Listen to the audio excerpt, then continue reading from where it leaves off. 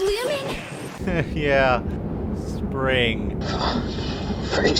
The fireworks show is finally over, which means it's time to move on to this year's second batch of Lunar Revel skins, Petals of Spring. An actually new skin line pitching spiritual gardeners tending to special flowers that signal the changing seasons, that also contains a proper legendary skin this time around with a chosen champion that at least mostly resembles the animal of the year, but also acts as a special collaboration between League PC and Wild Rift, where both games got two entirely separate batches of Petals of Spring skins.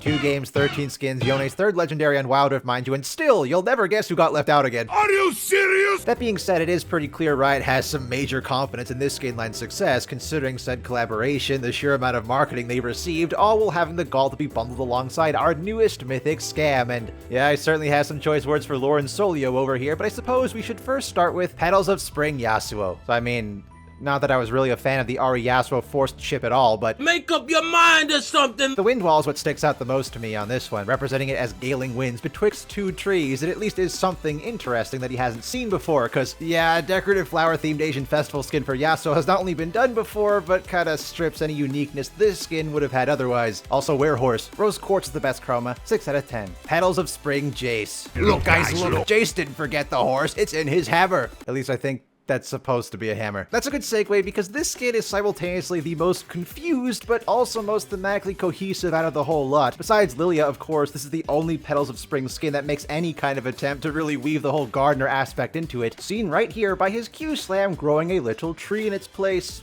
Yeah, I know that's hardly anything. I'm just trying to think of some kind of justification for this skin feeling so weird. I am very sorry, Poppy, about the whole hammer comment I made in the last video. I shall retract any statement I made. I was wrong to doubt you. Pearl is the best chroma, 4 out of 10. Petals of Spring Camille. Look, guys, look! There's a horse face in the ult, and on her knees. There's actually a decent amount that I like about this one. I enjoy giving her actual wooden legs, not only as a contrast to her base design, but to try and tie her closer to that gardening theme. I like how the ult seems to mimic a frozen lake, which I'm sure she could skate across with ease. The E sound effect is oddly incredibly satisfying, and of course the part where she says, There's always time for tea. now finally making the time for it. Of course, how can I forget the ever-lingering question we must always ponder for every new Camille skin release? Will this finally be the moment that we at long last get an old lady grandma Camille skin? No. Ruby is the best chroma, 7 out of 10. Petals of Spring, Katarina. So these are the notes I took for this. Yeah, I really don't have anything to say about this skin other than the running bit and how unhappy Garen's about to be from watching that cinematic. Peridot is the best chroma, 4.5 out of 10. Petals of Spring Lilia. Look, guys, look! An actual Year of the Horse deer.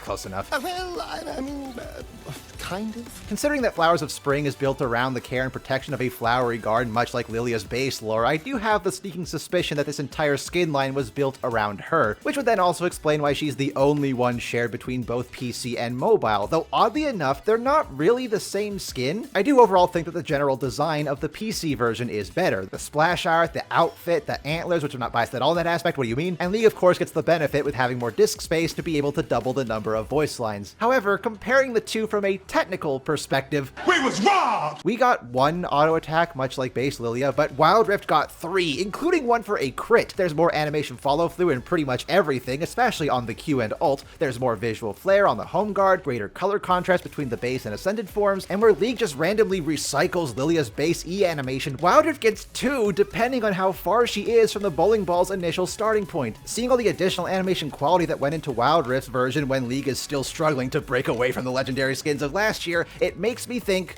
yeah, it's okay, I'll still take the League version where champions don't turn like they're on a spinning display case, please. Peridot is the best chroma, 9 out of 10. Divine Architect Porcelain Protector Aurelian Soul. Almost took the record for longest skin name so far. Unfortunately outdone by Unbound Prestige Jade Sword Legend, Dragon Steed Ribbon. Alright, get your pitchforks out. I'm gonna play devil's advocate here. This is so far the highest quality mythic variant we've seen so far. Even more so than Sunken Shadows, where it builds off an existing legendary skin to make an entirely separate thematic. And in Aurelian's case, even give him entirely new anatomy. There's so many new animations to accommodate this longer body type, making him look even more so like a traditional Asian dragon, even closer to that original Aoshin concept Aesol was derived from, and there's a whole bunch of new animations to accommodate for that longer body type, to the point that it almost feels like an entirely new legendary skin. The major problem though well, besides the obvious, Money! is that Aurelion's rig was clearly not meant to sustain a body this long. Just take one look at base Porcelain or even base Aurelion and see just how smooth and fluidly he moves, compared to Divine Architect Porcelain Protector Aurelion, where despite a whole host of new animations, he unfortunately took a page out of Godfist Lee Sin, stuttery as hell and snapping into place half the time. I appreciate all the extra effort to make this feel unique, and from a design standpoint, yeah, you got me. He looks sick as f here, but alas, it still gotcha. 1.1 out of 10.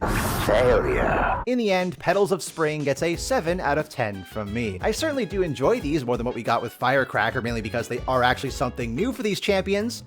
Most of these champions, but to be honest, I am happy that we're finally done with the Lunar Revel skins for the year and can move on to something new. Mainly those April Fool's skins coming up soon. Oh, I'm so excited. Of course, though, those are all just my thoughts. Do you fellas agree with them, or perhaps you have some of your own and would like to let me know about them down in the comments below, especially if Riot Games has any, because, you know, I couldn't help but notice that Wild Rift players are getting Petals of Spring Hecarim completely for free, so if you want to do something similar with League on PC, you could give away something worthless and garbage and definitely not topical because I've been playing them a lot again recently. You could give away that Aurelion Soul skin for free. Not that I actually really want it or something. It's fine. I just, you know, it'd be cool.